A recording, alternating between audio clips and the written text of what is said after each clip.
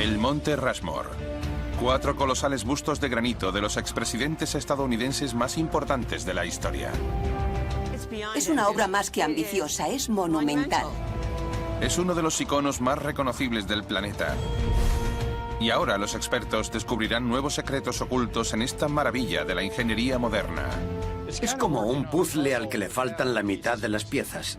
Los nuevos hallazgos muestran cómo el épico desafío de tallar una montaña casi derrota a sus creadores.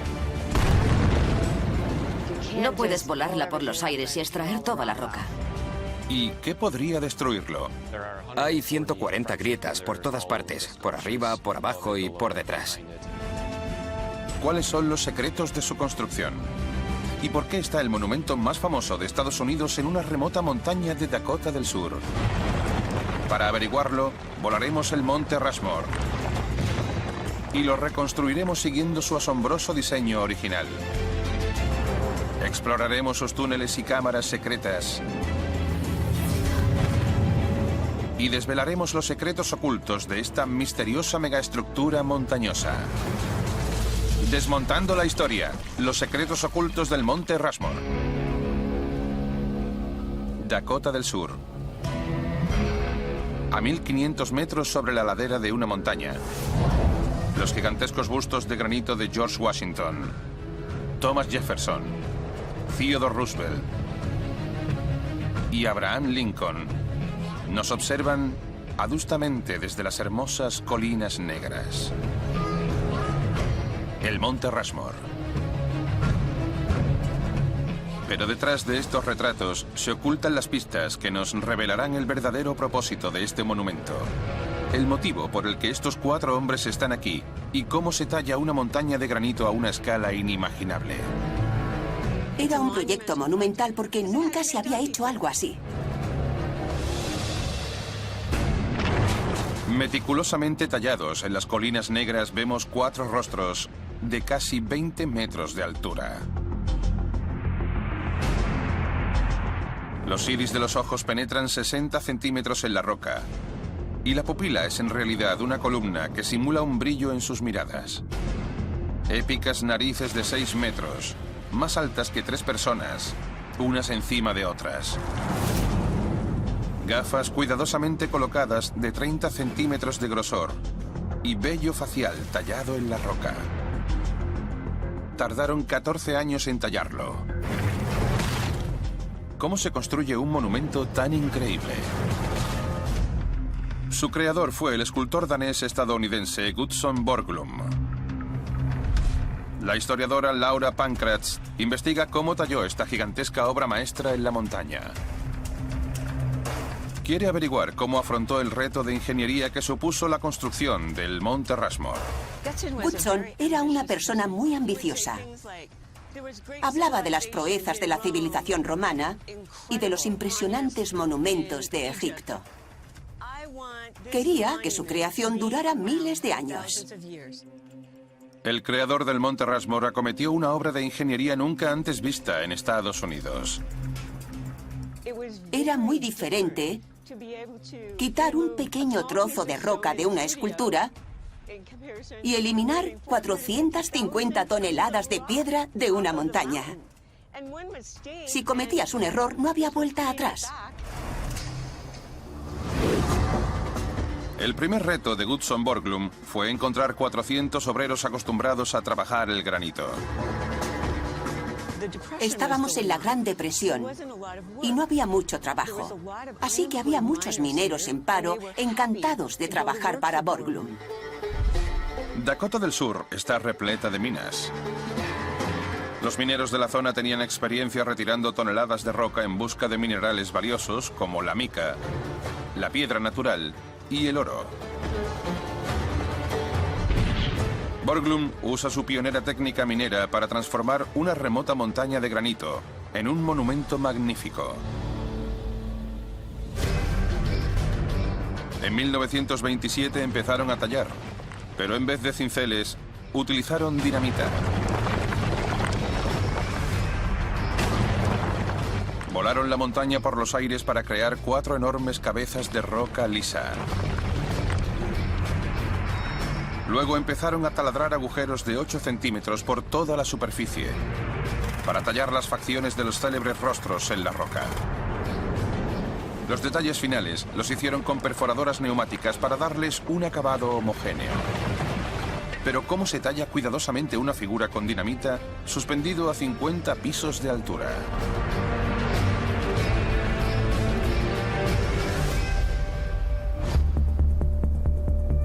Wayne Van Hood dirige la cantera de granito Millbank en Dakota del Sur.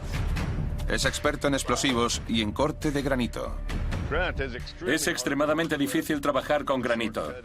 Los explosivos siempre son un atajo, pero si no los usas bien, puedes dañar la roca. Wayne quiere descubrir cómo los obreros del Monte Rushmore lograron tal nivel de exactitud trabajando con dinamita. Experimenta con sus técnicas haciendo pruebas en un bloque de granito desechado. Introduzco un cartucho en cada agujero. Los agujeros están hechos de forma aleatoria.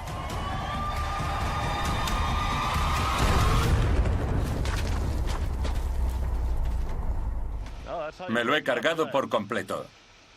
No he dejado nada con lo que trabajar. ¿Cómo se talla una cara con explosivos sin causar tantos daños al monumento? Es un gran error destrozar un buen bloque. Una pérdida de dinero. En el Monte Rushmore destrozaron muchos y son irreemplazables. Wayne debe dinamitar las cuñas de granito sobrantes de estos grandes bloques. Para ello deberá calcular la dirección de la explosión, tal como hicieron los obreros del Monte Rushmore. Primero taladra una serie de agujeros en la línea por la que quiere partir el bloque. Cada uno albergará una pequeña carga explosiva. Ya hemos debilitado la superficie taladrando los agujeros.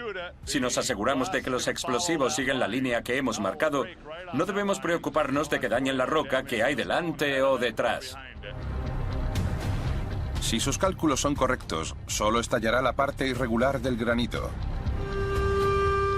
dejando 3 bloques perfectos. Allá vamos.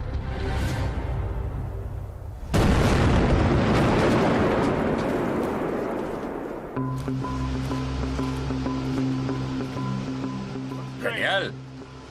Las líneas taladradas dirigen con precisión la fuerza explosiva, eliminando solo el granito no deseado, sin dañar el resto del bloque. Aquí realizamos varias explosiones al día. En el Monte Rushmore solo 2 veces al día. Porque tenían que despejar todo el terreno cada vez que lo hacían. Todo el mundo tenía que bajar de la montaña. Era un verdadero engorro.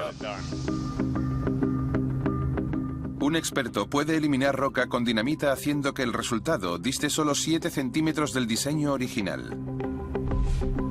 En el Monte Rushmore dibujaron así los contornos de los rostros. Pero ¿cómo se esculpen esos últimos centímetros de diferencia? En el Monte Rushmore lijaron las superficies con martillos hidráulicos para dejar las caras bien pulidas, decían. Para eliminar los 7 centímetros de diferencia utilizaban la técnica del panal. Con los martillos hidráulicos perforaban un ajustado patrón de agujeros. Así debilitaban el granito, lo que les permitía retirarlo con herramientas manuales. Luego le quitaban el taladro al martillo hidráulico para machacar el granito creando una superficie homogénea, un método conocido como alisado. He hecho un cuadrado de 30 por 30. He ido rápido, pero yo no estoy colgando de una cuerda en una ladera intentando ajustarme a un diseño. Una vez completo, esto era lo que llamaban una superficie pulida. Queda genial. Necesitaron 14 años para conseguir este nivel de detalle en la inmensa obra del Monte Rushmore. Fue un proyecto increíblemente complejo. Cuando Borglum llegó a las Colinas Negras, ni siquiera había carreteras. Tuvo que crear una impresionante infraestructura para llevar a cabo su épico proyecto. Se fundó una pequeña ciudad en la falda de la montaña, con nuevas carreteras, herrerías y cobertizos de herramientas. mediante una empinada escalera de 760 escalones y un teleférico, accedían los obreros a la cima de la montaña a más de 1500 metros de altura. Los talladores bajaban con la ayuda de cabestrantes hasta las caras y trabajaban suspendidos a cientos de metros sobre el suelo. Enormes compresores bombeaban aire a lo alto de la montaña para proporcionar energía a los martillos hidráulicos y a las perforadoras neumáticas. El Monte Rushmore fue el primer proyecto de este tipo llevado a cabo en Estados Unidos, por lo que los talladores tuvieron que adaptar o crear de cero nuevos métodos de trabajo. Fue una experiencia de aprendizaje para ellos, un experimento. ¿Cómo sujeto esta herramienta? ¿Cómo la mantengo en su sitio en la ladera de la montaña? Los obreros se movían por las caras con un arnés especial llamado silla de contramaestre. Suele usarse en los barcos para que los marineros lleguen sin peligro a la jarcia. Gutzon Borglum adaptó la silla de contramaestre para usarla en la montaña. Inventó y perfeccionó nuevas herramientas. Tenía mucho talento para eso. Contrató y entrenó a cientos de trabajadores, desde herreros y artificieros a operarios de cabestrantes. Los cabrestantes hacían mucho ruido y no se podía ver a los hombres que estaban en la ladera. Así que Gutzon tenía vigías en la cima que veían dónde tenían que ir los talladores y se lo decían a los operarios de cabrestantes. Sorprendentemente, no hubo ni un accidente mortal en los 14 que duraron las obras. Pero este megaproyecto llevaba asociados retos constantes que obligaron a Gutzon Borglum a cambiar su plan inicial. Monte Rushmore, Dakota del Sur.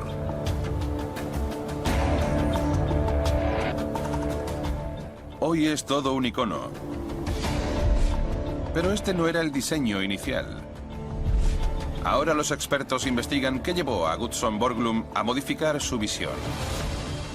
Es como hacer un puzzle sin la mitad de las piezas. Empezó haciendo algo bastante diferente. En el diseño inicial también había 4 bustos. Pero Jefferson estaba a la derecha de Washington y Lincoln estaba detrás de su hombro izquierdo. Además, incluía los torsos de los presidentes. Esta distribución dejaba espacio para una tabla gigante de 36 metros de altura, con la forma de la compra de Luisiana. Debía documentar fechas clave de la historia estadounidense en una caligrafía de 7 centímetros chapada en oro. ¿Por qué es el Monte Rushmore tan distinto al diseño original? Mark Fahrenbach es geólogo del estado de Dakota del Sur. Como veis, la mayor parte es del mismo color blanquecino que el granito del pico Harney. Mark examina y cartografía la compleja geología de la zona estudiando las rocas de la superficie. Quiere averiguar cómo influyó la estructura interna del Monte Rushmore en el cambio de diseño. Al examinarlo de cerca descubres zonas y vetas con diferentes tipos de roca. Gutzon Borglum buscaba roca de grano fino y el granito del pico Harney varía entre un grano finísimo de poco más de 1 centímetro a cristales enormes de 1 a 3 metros. Borglum necesitaba roca hecha de pequeños cristales de minerales, porque tiene una estructura más fuerte. Duran mucho más y les da a los bustos un aspecto más realista. El tamaño de los cristales lo determina la historia de la Tierra. Hace 1,7 millones de años, la zona de las Colinas Negras se formó a partir de capas de roca blanda sedimentaria y magma derretido proveniente de las profundidades terrestres. El magma se introdujo entre las capas de roca blanda y se enfrió rápidamente, solidificándose y formando granito duro y liso. Con el paso del tiempo, las grietas del granito se llenaron de magma que se fue enfriando lentamente, dejando manchas cristalinas en la roca homogénea. La capa de roca blanda que rodeaba al granito se fue desgastando, destapando el gran bloque de granito veteado que Borglum empezó a tallar. ¿Cómo obligó a Borglum el pasado geológico de la Tierra a cambiar el diseño del Monte Rushmore. Mark investiga los primeros bocetos del monumento y los compara con fotos de la obra en construcción. Busca indicios en la estructura de la roca que puedan explicar por qué el Monte Rushmore que tenemos hoy en día es tan diferente a los modelos originales. A los 4 años de empezar ya casi habían terminado a George Washington. Pero entonces pasaron a Thomas Jefferson. En esta foto se ve dónde iba a colocar a Thomas Jefferson, igual que en este modelo. Thomas Jefferson iba a la derecha de Washington. Se ve en el principio del ojo y la nariz. Pero tras 2 años de arduo trabajo se toparon con un problema. Tallando se encontraron con una zona de roca mala, de grano demasiado grueso o simplemente demasiado inestable. Los cristales de magma que se enfriaron lentamente dificultaban la talla detallada del granito. Si seguían y la roca no mejoraba, no podrían completar la cara de Jefferson. Aquello fue muy frustrante para Goodson Borglum. Había preparado la zona y ya estaba tallando, pero la roca no le dejaba hacerlo. Si la roca no aguanta la talla, da igual el empeño que le pongas, no podrás tallarla. Borglum ordenó dinamitar los 2 años dedicados a la talla de Jefferson.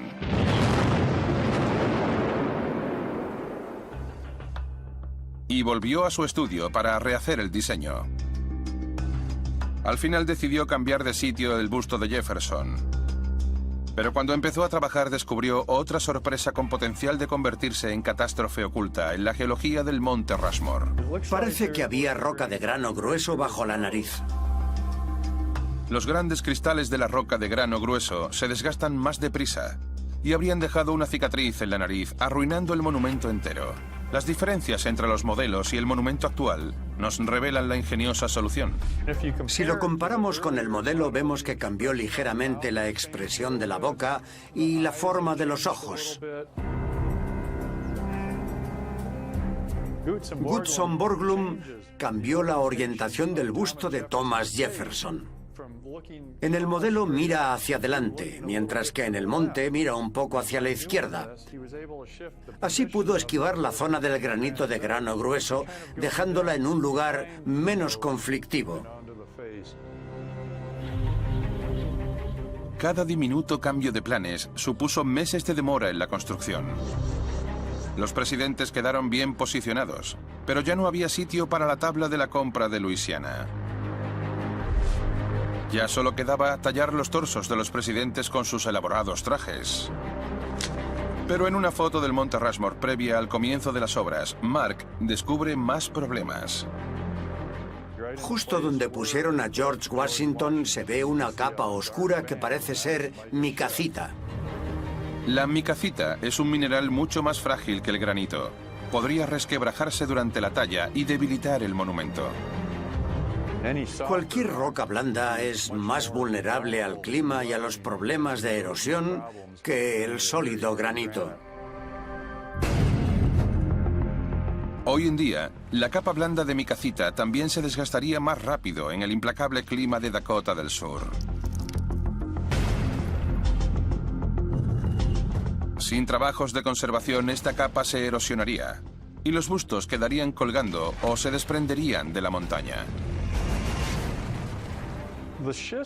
La capa de micacita estaba justo debajo del gran bloque de granito donde están los bustos y debió de ser muy frustrante para Goodson Borglum, que quería ponerles cuerpo a los presidentes, pero se dio cuenta de que tenía que acortar el diseño inicial.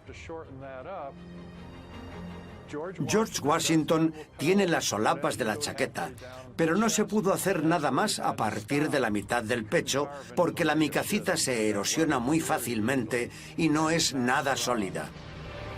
La mayor parte de la micacita está oculta bajo las miles de toneladas de escombros que cayeron durante las obras. Los bustos de los presidentes tallados en el Monte Rushmore son casi idénticos al modelo de arcilla. ¿Cómo fueron capaces de trasladar los contornos exactos sin la tecnología láser de hoy en día? La respuesta se halla en otra misteriosa talla en otra montaña de las Colinas Negras. 14 kilómetros al sudoeste del monte Rushmore, emerge otra escultura entre las montañas construida con los mismos métodos.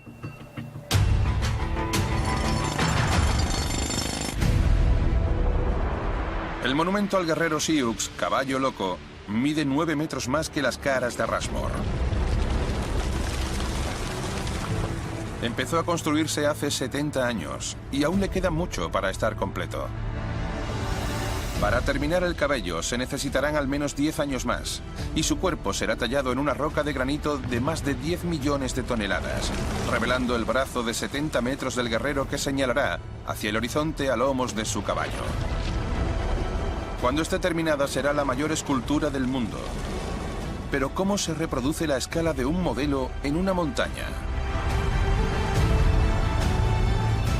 En 1948, uno de los talladores del monte Rushmore, Korczak Zielkowski, comenzó el proyecto de Caballo Loco usando las técnicas que aprendió allí. Mi padre fue el asistente de Gustson durante un año. Y de no haber sido por el monte Rushmore, nunca habría podido crear esta escultura. Ahora, Monique Zielkowski continúa el colosal proyecto de su padre. En 1948 tuvo lugar la primera explosión y llevamos 70 años aquí. La talladora Monique sigue usando los modelos a escala de su padre y, al igual que los creadores del monte Rushmore, utiliza un puntómetro, un ingenioso artilugio inventado en la antigua Grecia que traslada la escala del modelo a la montaña. Este es el modelo 1,86. Un centímetro aquí equivale a 86 en la cara de Caballo Loco. Primero hay que medir con exactitud cada punto del modelo desde un sitio fijo desde el que pivota la máquina. Son coordenadas X, Y, Z y hemos tomado 10.000 de la cara de Caballo Loco. Lo hacemos por amor. El equipo de talladores trasladan las medidas del modelo a la superficie de la roca. Para ello usan versiones a escala del puntómetro. Ahora haremos el contorno de la uña. Cuando establezcamos dónde marca el punto de pivotaje el área de la talla, no lo moveremos y así tendremos el equivalente exacto. Primero igualan el ángulo medido del punto de pivotaje. Desde donde está Jessie girando el puntómetro, en la dirección del dedo de Caballo Loco, son grados este-oeste.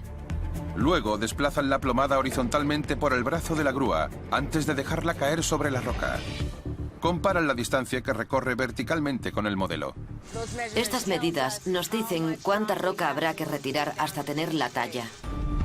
El más mínimo error en los cálculos podría echar por tierra 70 años de trabajo. Así que deben estar seguros antes de retirar la roca. Extraemos cada punto más de una vez antes de empezar la talla. Comprobamos todo varias veces. La imagen de Caballo Loco emerge centímetro a centímetro en la montaña. ¿Pero por qué están tallando a este héroe indígena aquí? Las colinas negras pertenecen a los Lakotas, una tribu Sioux, tal como reconoció el gobierno estadounidense en 1868. Pero en 1874 la fiebre del oro llegó a las colinas negras, lo que obligó a los Lakotas a abandonar sus tierras. Caballo Loco, el jefe Lakota, luchó por recuperar sus colinas sagradas. Pero a pesar de su coraje, no lograron recuperarlas. En 1931 se solicitó en vano esculpir a Caballo Loco en el monte Rushmore, por lo que los nativos americanos diseñaron un monumento propio en su honor. La talla del monte Rushmore hirió a los nativos americanos y dijeron: si ellos tallan a 4 blancos en la montaña, tallemos nosotros a un indígena en las colinas negras. Los talladores de Caballo Loco reciben donaciones públicas para completar un monumento que será 10 veces mayor que el del monte Rushmore. Mi padre creyó que habría gente interesada en colaborar, y así ha sido durante todos estos años. Es una ardua tarea. Esa roca estaba 2 metros sobre el dedo de Caballo Loco. Ocupaba toda esta zona, y esto es todo lo que hemos retirado en los últimos 5 años. Para aumentar la velocidad y la precisión, Monique ha añadido métodos modernos a las técnicas descubiertas en el Monte Rushmore. Han adaptado las sierras de hilo diamantado de las canteras. No provocan tantas vibraciones en la roca al perforar sin parar y son muy precisas. Puedes crear formas muy bonitas con ellas en sitios a los que no llegan los taladros. Ultiman los acabados con un soplete a una temperatura altísima que desconcha los últimos milímetros de roca. Así queda la roca después de aplicar el soplete. Es el mismo acabado que la cara de caballo loco. Esta será la punta del dedo de caballo loco. Esta parte de aquí. Podrían tardar 2 siglos en terminar la talla de caballo loco. Una eternidad comparado con los 14 años del Monte Rushmore. No podemos volarlo todo por los aires y retirar toda la roca. Tallar una montaña es mucho más que eso. Lo único que importa es seguir haciendo un buen trabajo. El Monte Rushmore. Uno de los iconos más fácilmente reconocibles del planeta. ¿Pero es solo una estructura colosal o tiene un propósito oculto? La respuesta se halla en su interior. Tras la cabeza de Abraham Lincoln, hay un túnel secreto que se extiende 20 metros a través de la roca hasta llegar a un callejón sin salida. Pero en la boca del túnel hay una cámara subterránea sellada por una losa de granito de 500 kilos. Dentro hay un arcón de titanio que contiene una alargada caja de teca. En su interior hay 16 paneles esmaltados, muy finos, cuidadosamente apilados. ¿Qué hacen estos paneles escondidos en el Monte Rushmore? ¿Y por qué hay un túnel que no lleva a ninguna parte? En la Biblioteca del Congreso en Washington, la historiadora del arte Paula Reed busca las respuestas. Hay miles de documentos que registran la evolución del Monte Rushmore en los archivos oficiales de su creador, Gutzon Borglum. Escribió muchas cartas al Congreso para conseguir financiación, pero también hubo mucha financiación privada. No paraba de buscar mecenas, así que la financiación fue un problema desde el principio. El presupuesto inicial era de $250.000. Pero los costes se dispararon hasta casi 1 millón. Cuando se quedaban sin dinero, el gobierno les otorgaba una partida. Se la gastaban y paraban las obras hasta recibir más fondos. Aquí tenemos los informes de 1939 y 1940. Paula trabaja con la historiadora Barbara Bear para averiguar en qué se gastaban todo el dinero. Gutzon Borglum cambió la idea inicial y el proyecto fue evolucionando. La concepción del monumento de Borglum se expandió. Las expertas buscan registros de su audaz y caro nuevo plan. Aquí están los planos en gran formato. Los planos originales revelan detallados diseños de un complejo que rodea el monumento. La propuesta de Gutzon Borglum incluía una gran escalera por la que los visitantes podrían llegar hasta detrás de los bustos. La escalera conducía a una estancia llamada Sala de Actas. Borglum diseñó una cámara oculta en la montaña, que debía ser el lugar donde se almacenaran los textos más sagrados de la nación. Habría albergado copias de la Declaración de Independencia, la Constitución y una explicación a quienes pertenecían los bustos y por qué estaban ahí. ¿Pero es posible que aquella cámara albergara algo más que documentos? Gutzon Borglum reveló su plan para la Sala de Actas en su autobiografía inédita. Lo interesante es lo que dice sobre la ampliación del plan. Esa es la letra de Borglum. Las notas son suyas. Borglum diseñó una gran sala de 25 por 30 metros, excavada detrás de los bustos, con una escalera de 250 metros que conduciría hasta él. Sobre la gran entrada de la cámara, un águila de bronce cuyas alas de 12 metros reposarían sobre el marco de la enorme puerta de cristal. En el interior, paredes cubiertas de vitrinas de bronce y cristal, en las que se exhibirían documentos históricos como la Declaración de Independencia. El salón estaría decorado con bustos de estadounidenses ilustres, y las aportaciones del país al mundo estarían inscritas en las paredes. Goodson Borglum quería asegurarse de que el Monte Rushmore ocuparía un lugar relevante en la historia de los grandes monumentos, así como dejar constancia de los logros de Estados Unidos para las generaciones futuras. A Borglum le atraía mucho la idea de un santuario gigante, como una pirámide. Desde fuera se ve una estructura monumental, pero dentro hay una cámara secreta que narra un periodo histórico.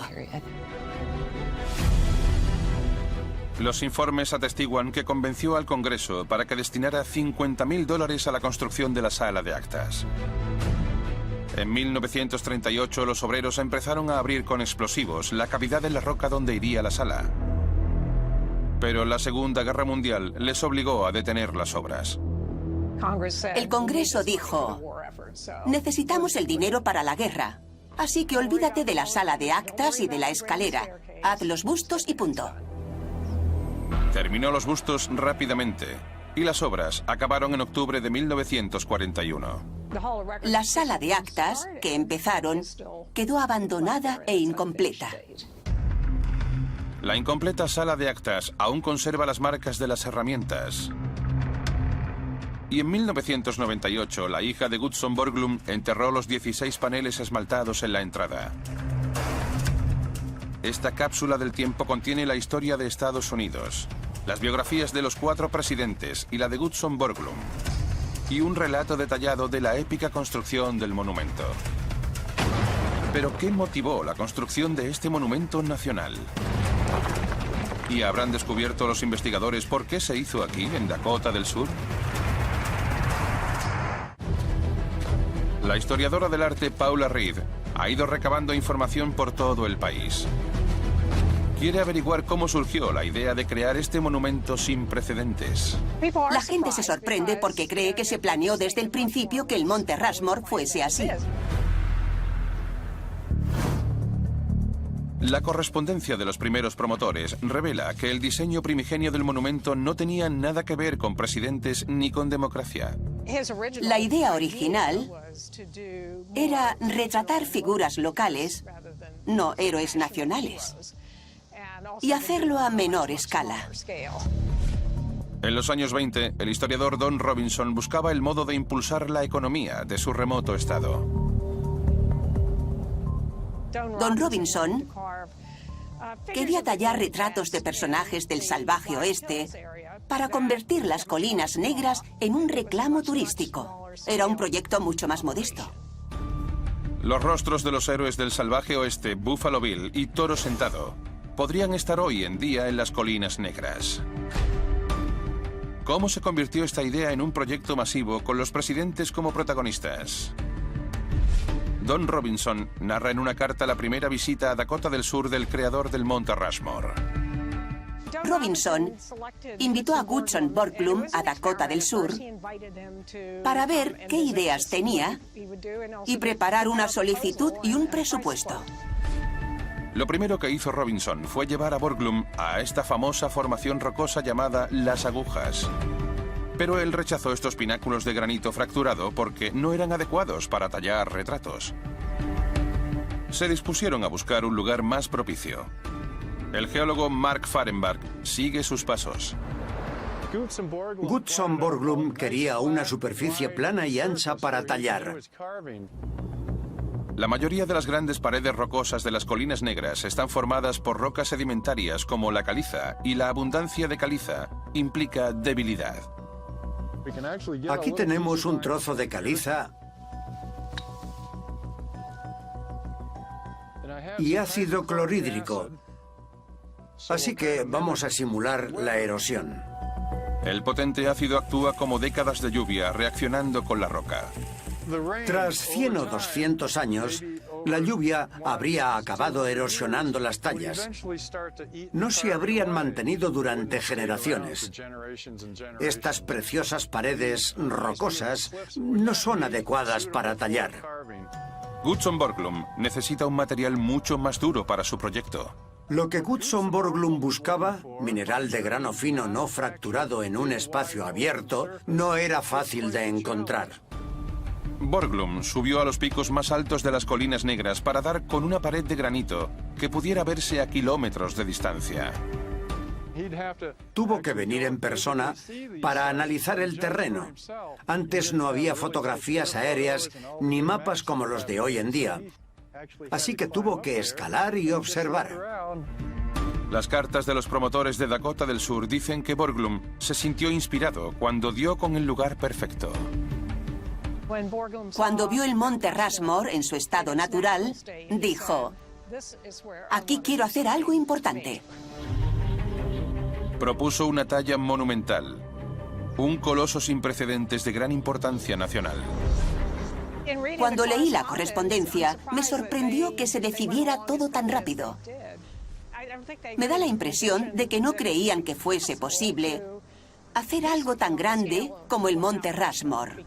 Era la primera vez que se hacía algo así.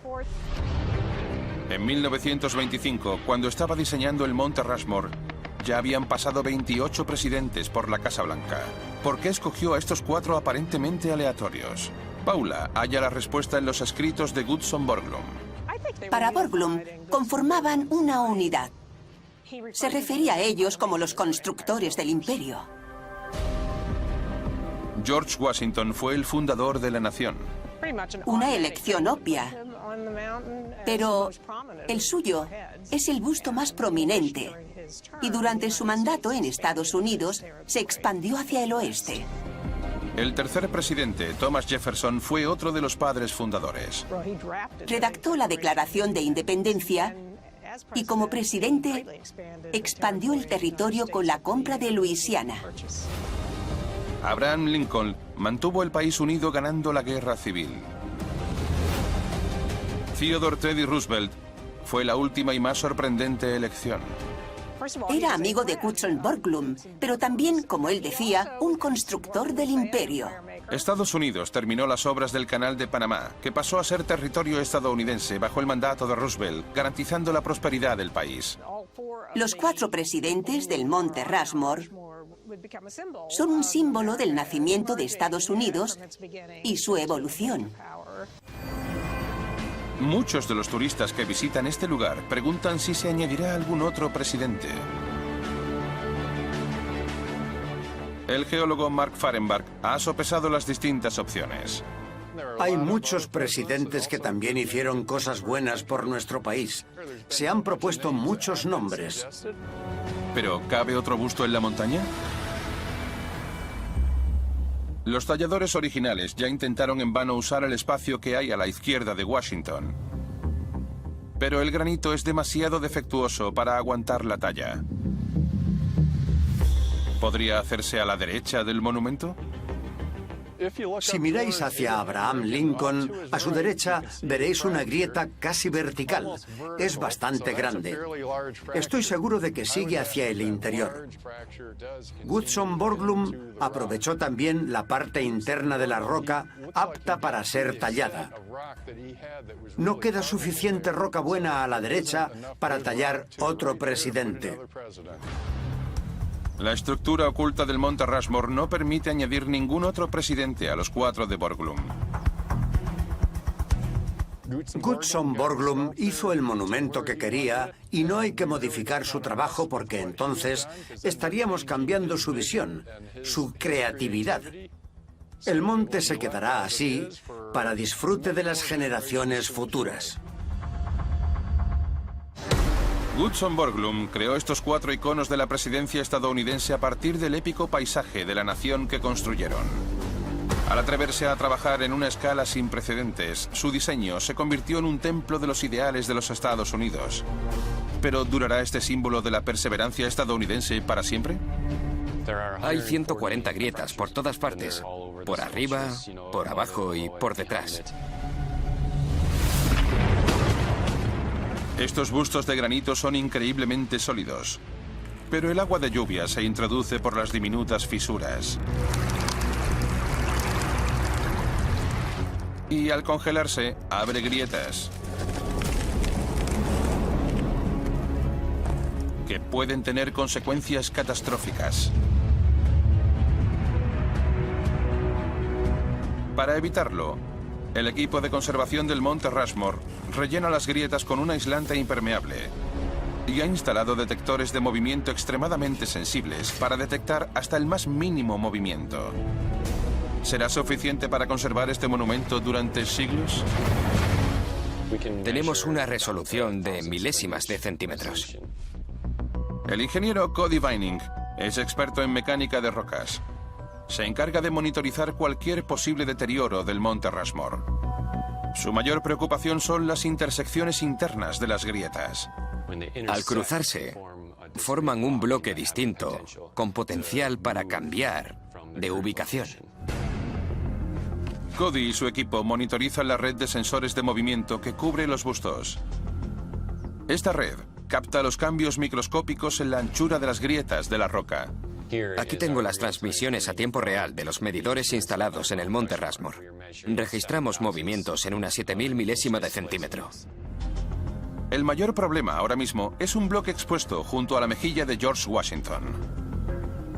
Hay roca expuesta y si nieva, la nieve se acumulará encima y cuando salga el sol se derretirá y el agua podría filtrarse por las grietas y congelarse. La expansión del hielo podría ejercer presión sobre la roca. Se trata de un ciclo de erosión llamado hielo-deshielo. Cuando hace frío, el agua de las grietas se congela, haciendo que se abran más. Y cuando sube la temperatura, el hielo se derrite. Si este ciclo se repite una y otra vez, la grieta crece y crece hasta que el bloque se parte. Los talladores originales sabían que el agua podía filtrarse por las grietas y para reducir el riesgo del ciclo hielo-deshielo aplicaron aceite de linaza y polvo de granito en la superficie. Cody comprueba si la capa aislante sigue funcionando. Sus sensores son tan potentes que puede ver cómo el monte reacciona al clima. Con los cambios de temperatura varía la forma de la roca. La vemos cambiar hora a hora. Vemos las fluctuaciones y los desplazamientos que se dan en cada estación. Sus medidores registran los cambios de temperatura minuto a minuto, para que Cody pueda aplicar los movimientos naturales de la roca en sus cálculos para ver si se mueve más de lo esperado y está dañando el aislamiento. Por ahora el Monte Rushmore se mantiene estable, pero este avanzado sistema de conservación les alertará de cualquier deterioro crítico. Mientras sigamos monitorizándolo y conservando el aislamiento que evita que el agua se filtre en las grietas, no habrá ningún motivo para que este monumento no siga aquí dentro de cientos y miles de años. El Monte Rushmore, un monumento creado a partir de la geología de Dakota del Sur y transformado gracias a la destreza de los mejores ingenieros.